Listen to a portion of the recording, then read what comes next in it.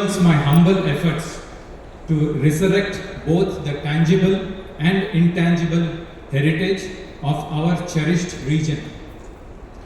I acknowledge that my position today is a result of my lineage, and your admiration for the deeds of my ancestors serves as a source of immense pride. Every day, I strive to contribute my part to uphold our familial legacy.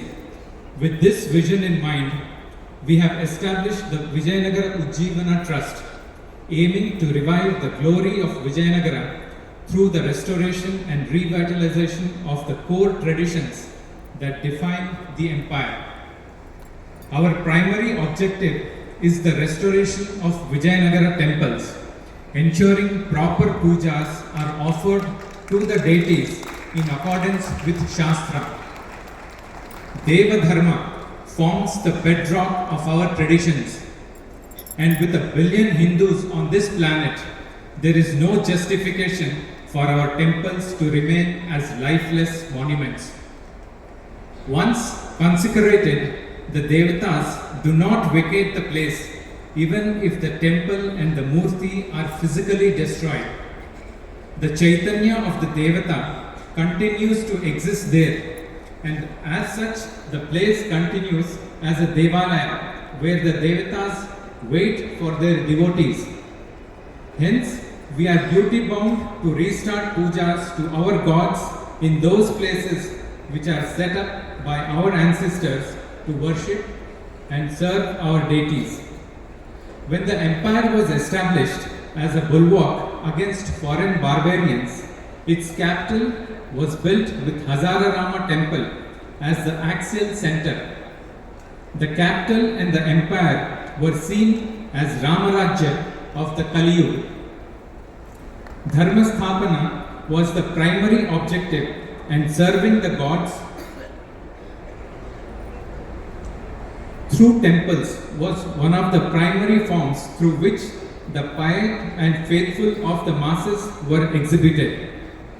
To the Sanatanis, we ought to follow the eternal principles, of which serving the gods is one of the primary principles as stated by Bhagwan Sri Krishna in his Gitopadesha. Hence, we are duty bound to revive and restore our temples without any excuse. This shall also bring a cultural and economic revival to the people in the Vijayanagara region, ushering in a Sarvatomukha Abhivriddhi. Beyond temple restoration, we are committed to reviving and popularizing various arts and crafts associated with the empire.